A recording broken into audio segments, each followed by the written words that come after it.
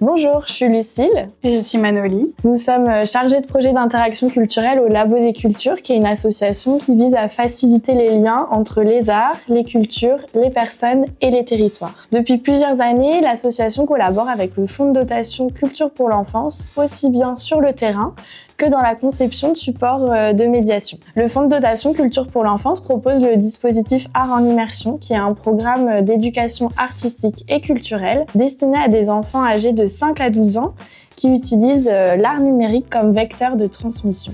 Art en immersion se déploie dans 3 régions de France autour des expositions de 3 centres d'art numérique immersifs, l'Atelier des Lumières à Paris, les Bassins des Lumières à Bordeaux et les Carrières des Lumières au Beau-de-Provence. Le programme Art en immersion se décline en 4 étapes différentes. La première étape, c'est l'étape de l'atelier pédagogique qui va se faire avec tout le matériel que vous allez recevoir dans le kit de médiation. La deuxième étape correspond à la visite de l'exposition numérique immersive.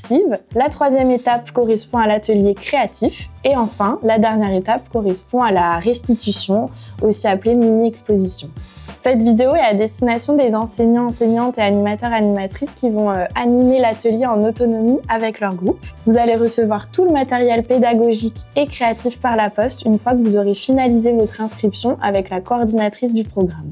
Dans cette vidéo, nous allons vous présenter les contenus que nous avons conçus autour de l'exposition Monet, créateur de l'impressionnisme. Vous le verrez dans le guide médiation, vous allez avoir tout un panel d'activités que vous pouvez réaliser en une seule fois ou en plusieurs fois et pour lesquelles l'heure n'a pas d'importance. L'essentiel, c'est que vous puissiez vous approprier ces activités et les adapter au mieux aussi en fonction du groupe que vous avez en face de vous. Vous verrez dans le guide médiation, nous avons indiqué aussi le niveau recommandé en fonction des activités pour que vous puissiez vous les approprier au mieux. Et notez aussi que toutes ces activités sont faites pour s'adapter à toutes les personnes, y compris les personnes en situation de handicap.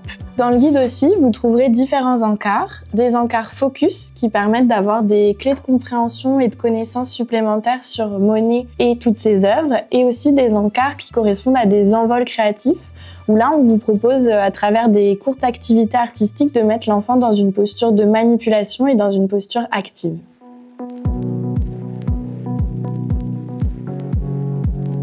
Nous allons maintenant pouvoir passer à l'étape 1 du programme Art en immersion, l'atelier pédagogique. Celui-ci va permettre aux enfants d'observer les œuvres, de les comparer, d'exprimer leurs ressentis, de révéler leur créativité et aussi de manipuler différents médiums artistiques. Nous allons maintenant vous détailler les différentes activités de l'atelier pédagogique qui sont au nombre de 8. La première activité s'intitule les dessins d'Oscar. L'idée de cette activité va être de partir à la rencontre des débuts de la carrière de Monet. Car en effet, au début, Monet était un caricaturiste. C'est d'ailleurs ce qui l'a amené à rencontrer Eugène Boudin et à peindre en plein air. Pour cette activité, nous vous proposons tout d'abord de montrer la photo de Monet pour que les enfants puissent l'observer et ensuite de leur montrer la reproduction sur laquelle vous trouverez 2 caricatures réalisées par Monet. Une fois que c'est fait, vous pouvez amener les enfants à décrire ce qu'ils voient, ce qui les étonne, ce qui peut les faire rire peut-être et à leur expliquer ce qu'est une caricature. Vous pouvez aussi vous amuser avec les enfants à essayer de deviner les professions qu'exerçaient les personnes représentées sur ces caricatures.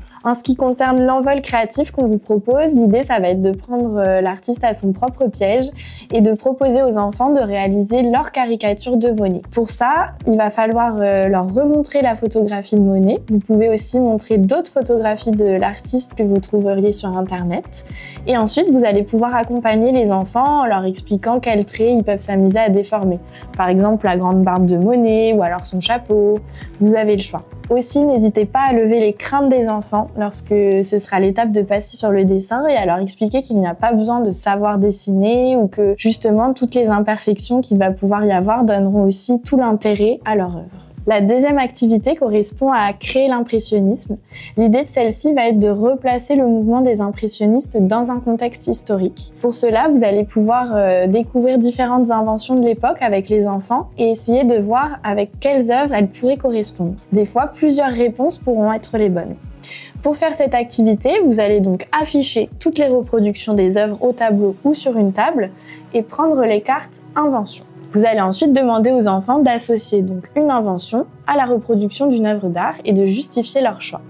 Vous le verrez aussi sur les cartes inventions, vous avez des légendes qui vous permettent de donner d'autres clés de connaissance aux enfants par rapport à l'invention en question. Par exemple, ici, on a la carte locomotive qui permet d'expliquer que grâce à l'invention du train à vapeur, les peintres ont pu se déplacer et donc accéder à d'autres types de paysages. Vous avez plusieurs possibilités pour organiser cette activité, ça peut être tous ensemble ou alors avec des équipes qui s'affrontent, en binôme, à vous de voir. Pour l'envol créatif, on vous propose de vous intéresser aux réflexions qui étaient faites par les impressionnistes autour des couleurs. En effet, les artistes ne mélangeaient pas directement les couleurs sur la palette, mais les juxtaposaient à côté, ce qui créait aussi un effet visuel. Pour concrétiser cette notion avec les enfants, on vous propose de créer une toupie.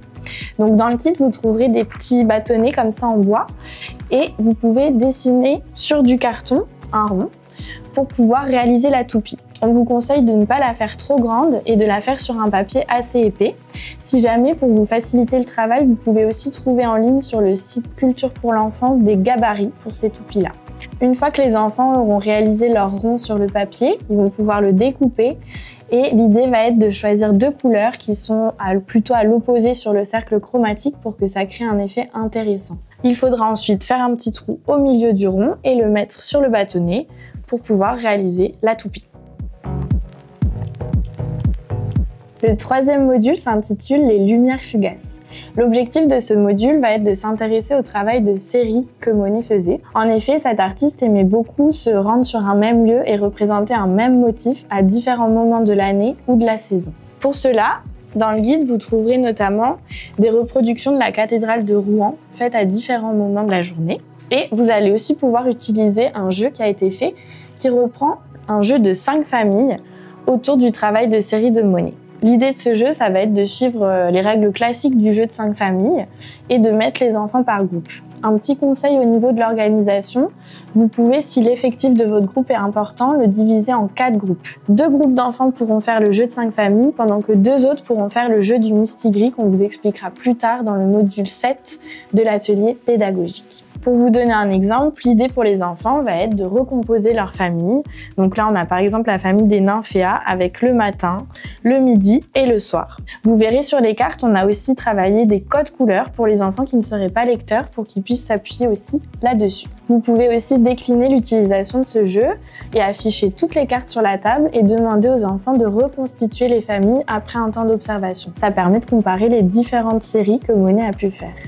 Pour l'envol créatif, l'idée va être de découvrir comment différentes teintes de lumière vont avoir un impact sur un même motif. Pour cela, vous allez pouvoir proposer aux enfants une reproduction d'œuvre ou plusieurs et utiliser les filtres colorés que vous trouverez dans le kit. L'idée va ensuite être de glisser la reproduction de l'œuvre dans un filtre coloré, puis d'utiliser une autre teinte qui vous permettra de discuter avec les enfants des différents effets que ça peut produire sur une même œuvre. Pour cet envol-là, n'oubliez pas de prendre des photos afin de garder une trace que vous pourrez exposer lors de la mini-exposition. La 4e activité, Scène du monde flottant, s'intéresse à l'influence japonaise dans le travail et dans l'œuvre de Monet. Pour cela, on va vous proposer de positionner les enfants dans une posture d'enquêteur en herbe et de partir à la rencontre de la maison de Monet à Giverny. Donc, pour cette activité, vous allez vous munir du plan de la maison de Monet à Giverny et des cartes de jeu qui vont avec, que vous avez juste ici. Vous allez pouvoir plonger les enfants dans l'ambiance en leur lisant l'intrigue qui est présente sur cette carte-là. Pour l'exposition sur Monet au Centre d'art numérique, les créateurs veulent utiliser un tableau pour illustrer l'influence du Japon dans l'œuvre de l'artiste. Mais ce tableau a disparu. Vous l'aurez compris, l'objectif des enfants va être de retrouver ce fameux tableau. Sur chacune des cartes, vous allez avoir 2 questions différentes. Ça vous permet de choisir la question la plus pertinente par rapport à votre groupe ou alors de faire les 2. Pour chaque question répondue, les enfants vont récolter un indice sur le tableau qui a disparu. Et ils vont ensuite pouvoir aller naviguer de pièce en pièce dans la maison de Monet. Pour prolonger cette activité, nous vous proposons aussi de vous rendre sur le site de la maison de Monet à Giverny, sur lequel vous trouverez de nombreuses ressources intéressantes et où vous pouvez aussi réaliser une visite virtuelle de la maison. Pour l'envol créatif, nous vous proposons de réaliser avec les enfants un nénuphar en origami ou bien un éventail. Vous trouverez sur le site du programme Art en Immersion des tutos détaillés pour réaliser ces 2 éléments. Nous allons pouvoir réaliser ensemble le nénuphar. Pour faire votre nénuphar, vous pouvez prendre un papier de format carré. S'il y a des motifs, ça peut être très joli, mais s'il est blanc, ça marche aussi. Vous pourrez ensuite demander aux enfants de le colorier ou de le dessiner. Une fois que vous avez votre papier au format carré, vous allez plier les 4 coins vers l'intérieur. Une fois que c'est fait, vous reproduisez la même manipulation et pliez à nouveau les 4 coins au milieu. Ensuite, vous retournez votre papier et vous procédez exactement à la même manipulation en pliant les 4 coins au milieu. Là, nous arrivons à une étape qui se différencie un peu. Il va falloir sortir vos 4 coins en laissant 1 cm de marge pour réaliser les premiers pétales. Une fois que c'est fait, vous retournez votre papier et vous ouvrez les autres coins de papier de manière à finir de former les pétales du nénuphar. Et voilà, vous avez terminé votre nénuphar.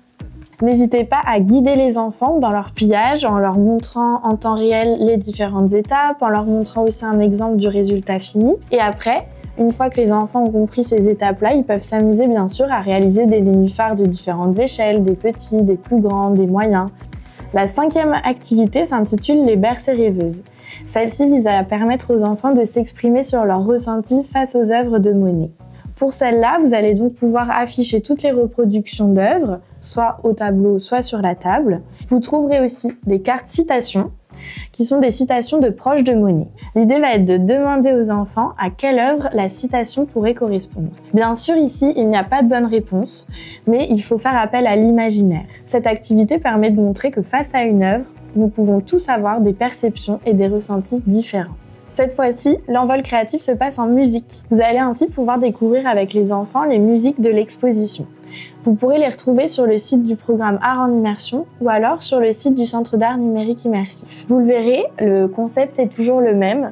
On se met en mouvement et en action lorsque la musique est activée et on se stoppe quand elle s'arrête. Il y a plusieurs activités possibles autour des musiques, une qui est plutôt méditative, une autour du dessin et une autour du mouvement.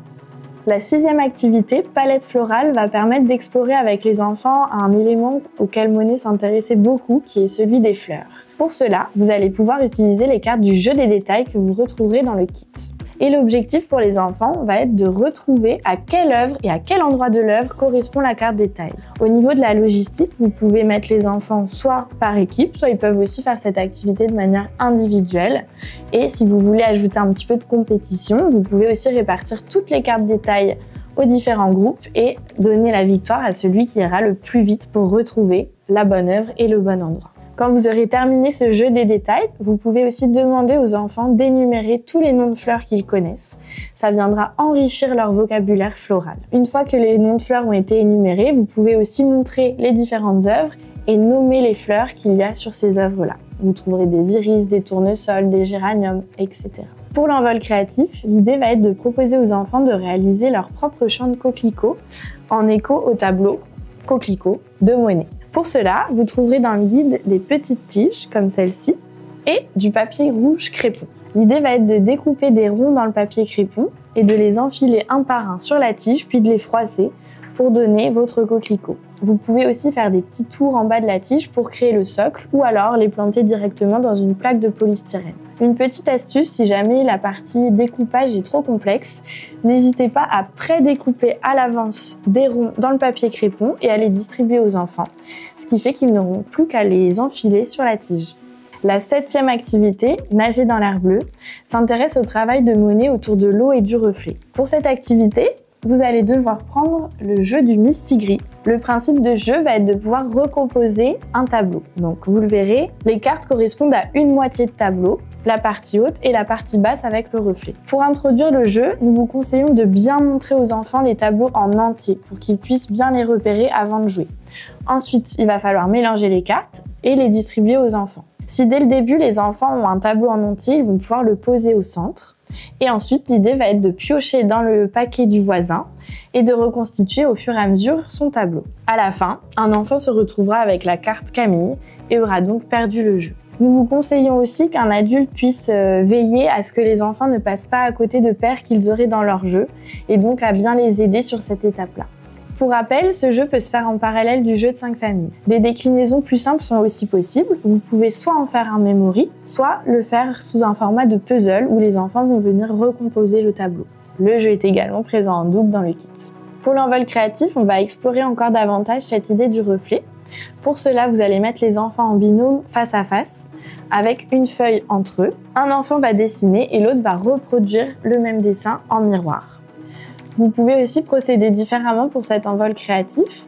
Prendre une feuille, peindre la moitié de la feuille, la plier en deux, puis en l'ouvrant, on travaille aussi cette question du reflet.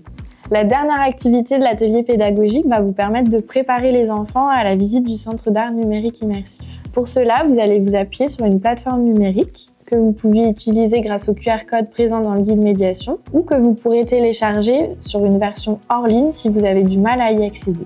Deux activités s'offrent à vous. La première, musée numérique ou traditionnel, va vous permettre d'explorer avec les enfants les différences entre un musée traditionnel et un centre d'art numérique immersif. Pour cela, vous allez demander aux enfants de replacer les objets en fonction du musée qui correspond. La deuxième activité est un jeu d'association des métiers, où l'idée là va être d'associer une définition à un métier pour explorer avec les enfants les différents métiers qui participent à la création d'une exposition numérique. Une fois que les enfants auront trouvé la bonne réponse, vous allez pouvoir diffuser un extrait de la vidéo plongée dans les expositions numériques immersives. La curiosité des enfants et l'engouement ainsi éveillé, vous allez pouvoir passer à l'étape 2 du programme Art en immersion, la visite.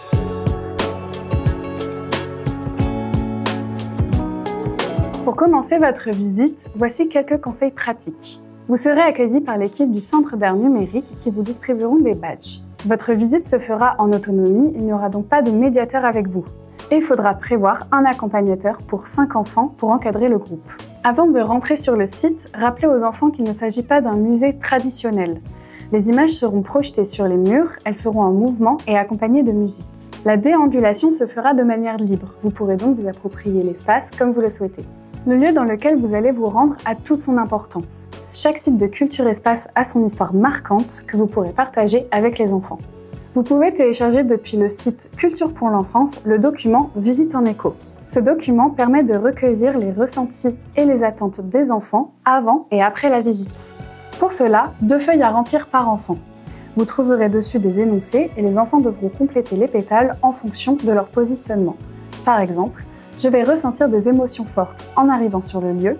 Si l'enfant pense ressentir beaucoup d'émotions, il doit colorier plusieurs pétales.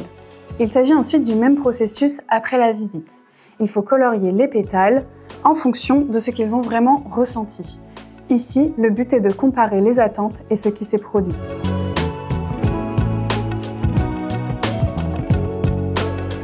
Nous allons maintenant pouvoir passer à la 3e étape du programme, celle de l'atelier créatif. Cet atelier créatif, intitulé Jardin d'eau, va se concentrer sur les séries que Monet a réalisées autour des nymphéas. Pour bien préparer l'atelier créatif, vous allez devoir prendre tout le matériel qui est présent dans le kit, la planche A2 de reproduction, que vous pourrez d'ailleurs découper si vous le souhaitez, les cartes de la famille Nymphéa du jeu de 5 familles, et ajouter quelques éléments. Parmi ces éléments, du scotch, des ciseaux, des crayons de papier, du contenant pour mettre l'encre, du papier essuie-tout et surtout de quoi bien protéger la table. On vous expliquera tout à l'heure. N'hésitez pas à mettre le contexte pour les enfants, c'est-à-dire à leur expliquer ce que Monet a voulu représenter, comment il s'y est pris, où se trouvent maintenant ses œuvres. Vous trouverez toutes ces informations dans l'encart Focus dans le guide médiation. Une fois que vous avez parlé de ce travail-là avec les enfants, vous pouvez alors leur proposer de bien observer les éléments qu'on trouve sur les nymphéas de Monet, c'est-à-dire les nénuphars, les fleurs, les feuilles d'arbres, etc. N'hésitez pas aussi à bien leur montrer la photo de nénuphars et à projeter d'autres éléments si vous le souhaitez trouver sur Internet. Ensuite, l'objectif va être de demander aux enfants de s'entraîner sur le brouillon à réaliser des éléments qu'on pourrait retrouver dans les œuvres de Monet. Ils vont pouvoir par exemple réaliser un nymphéa, réaliser des feuilles, réaliser des fleurs. Ils peuvent le faire soit au crayon de papier, soit le faire au pastel gras pour qu'ils s'entraînent à manipuler ce nouveau médium artistique. N'oubliez pas d'expliquer aux enfants que les impressionnistes ne coloriaient pas leur travail, mais juxtaposaient les couleurs en réalisant des petits traits. Une fois que les enfants ont bien pris le temps de s'entraîner au brouillon à réaliser plusieurs éléments de la végétation, donc comme on disait, des arbres, des fleurs, des feuilles, des choses comme ça, vous allez pouvoir passer à la deuxième partie de cet atelier. Pour cette partie-là, il va falloir installer un pôle collectif parce que l'idée va être de réaliser pour les enfants une œuvre collective. Veillez à bien protéger les tables, donc soit vous pouvez utiliser une nappe si vous en avez une, ou alors vous pouvez utiliser des sacs poubelles. Si vous utilisez des sacs poubelles, nous vous conseillons d'utiliser aussi des feuilles de papier brouillon blanches et de les mettre entre le sac poubelle et l'écharpe en soie. En effet, ça va permettre à la fois d'absorber les excès d'encre et aussi de mieux voir la couleur qu'on va venir mettre sur la soie qu'un fond plutôt noir. Vous pouvez donc disposer ces feuilles de brouillon et ensuite venir mettre l'écharpe en soie directement sur les feuilles en faisant attention à bien la tendre. N'hésitez pas aussi à la scotcher pour que ça ne bouge pas et que les enfants puissent faire leur manipulation de manière assez simple. Une fois que l'installation est finie, vous allez pouvoir demander aux enfants de se disposer tout autour de l'écharpe. N'hésitez pas à leur dire que, comme dans les œuvres Nymphéas de Monet, il n'y a pas de haut, pas de bas. Ils vont donc pouvoir réaliser leurs dessins partout sur la soie et dans n'importe quel sens. L'idée va être de leur distribuer dans un premier temps les pastels gras. N'hésitez pas à les sectionner en plusieurs morceaux si besoin pour que chaque enfant ait un morceau de pastel et aussi bien sûr au fur et à mesure à leur donner plusieurs couleurs différentes. Une fois que c'est fait, les enfants vont pouvoir réaliser leur dessin directement sur la soie. Ils vont donc reprendre le même procédé que ce qu'ils ont fait au préalable sur le brouillon et l'appliquer sur l'écharpe. Vous pouvez proposer aux enfants de se mettre par deux pour que ce soit plus simple. Un enfant qui tend bien l'écharpe pendant que l'autre réalise son dessin. Une fois que tous les enfants ont fini de faire leur dessin au pastel gras sur l'écharpe en soie, il est temps de passer à l'étape des encres. Pour cela, vous allez pouvoir mettre de l'encre dans les contenants que vous aurez préparés au préalable. Vous pouvez choisir de mettre l'encre pure ou alors de la diluer avec un petit peu d'eau. Aussi, pour avoir un résultat plus harmonieux sur votre écharpe en soie à la fin, nous vous conseillons de choisir seulement quelques couleurs pour l'encre. En fonction de l'âge des enfants, vous pouvez prendre ce choix avec eux. Par exemple, si on veut vraiment se concentrer sur l'eau et sur la végétation, du bleu et du vert. Si on veut représenter un coucher de soleil, ajouter un petit peu de teinte orangée, etc. Une fois que l'encre a été mise dans les contenants, vous allez pouvoir distribuer à chaque enfant un morceau de l'éponge, donc n'hésitez pas à la couper en petits morceaux avec les ciseaux. Et l'idée ensuite va être de demander aux enfants d'humidifier la soie avant de mettre l'encre. Attention à cette étape à ne pas mettre trop d'eau non plus sur l'écharpe en soie parce que sinon ça risque un petit peu d'inonder la table. Les enfants vont donc pouvoir tapoter sur l'écharpe avec l'éponge humidifiée et ensuite l'idée va être de prendre les pinceaux et de mettre l'encre sur la soie sur les zones humides. Là aussi, vous pouvez expliquer aux enfants de mettre goutte par goutte et de prendre le temps d'observer comment l'encre va se diffuser sur la soie avant d'en rajouter davantage. N'hésitez pas aussi à vous mettre d'accord en amont sur les zones qui seront plutôt par exemple vertes, les zones bleues, les zones orangées, etc. Vous le verrez, même en mettant l'encre, les dessins faits au pastel gras ne vont pas disparaître, on les verra toujours. Si vous voulez faire attention à ne pas mélanger les encres, n'hésitez pas à utiliser un pinceau par couleur d'encre et à ce que les enfants se partagent le pinceau en fonction de la couleur qu'ils veulent mettre. Une fois que vous avez fini de mettre de l'encre, vous allez pouvoir utiliser le sel qui est présent dans le kit pour créer des effets dégradés sur l'écharpe. Pour cela, ouvrez le sel et disposez-le à certaines zones de l'écharpe et ensuite vous pouvez la laisser sécher. Et voilà, vous venez maintenant de terminer l'atelier créatif.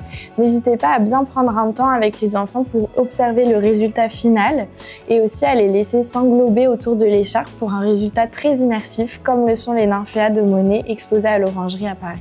Vous pouvez aussi réutiliser les feuilles de brouillon que vous aviez mis, qui sont maintenant colorées, soit pour faire par exemple les origamis, soit pour réaliser des envols, ou alors pour écrire le titre de cette œuvre collective directement dessus avec les enfants.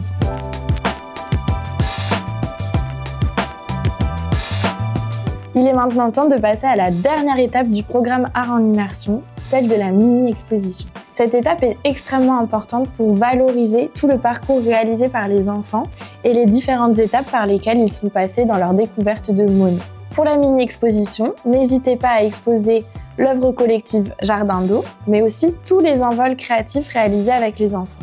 En clin d'œil à l'histoire des impressionnistes que vous découvrirez dans le guide médiation, nous vous proposons d'organiser avec les enfants leur propre salon des refusés. Pour cela, voici 3 activités différentes. La première activité concerne l'exposition. Pour celle-ci, vous allez pouvoir proposer aux enfants de réaliser des petits cartels pour accompagner l'œuvre collective et les envols créatifs, et aussi de réaliser un catalogue de l'exposition qui pourra accompagner la découverte de celle-ci. Vous pouvez aussi impliquer les enfants dans le choix de l'agencement des œuvres pour les sensibiliser à la scénographie. Et enfin, vous pouvez les préparer aussi à assurer la médiation pendant le jour J. Le second atelier est l'atelier invitation. Bien sûr, pour qu'une exposition soit réussie, il est important de prévenir les camarades et l'entourage. Pour cela, vous allez pouvoir accompagner les enfants à créer leur propre carton d'invitation pour leurs proches. Enfin, il est temps de préparer le vernissage. Lors de ces vernissages, il est très fréquent qu'il y ait de la nourriture. Nous vous conseillons donc de réaliser avec les enfants une tarte aux pommes, un dessert que Monet aimait particulièrement. Vous trouverez pour cela la recette dans le guide médiation. Nous arrivons maintenant à la fin de cette vidéo. On espère que le dispositif Art en immersion vous aura permis de faire de belles découvertes avec les enfants, d'enrichir votre programme d'éducation artistique et culturelle et qui pourra vous amener aussi à visiter d'autres lieux culturels ou musées. Si vous avez la moindre question, n'hésitez pas à contacter les équipes de Culture pour l'enfance à l'adresse qui s'affiche juste en bas de votre écran. Nous vous remercions d'avoir regardé cette vidéo et nous vous souhaitons un très bon moment artistique avec les enfants.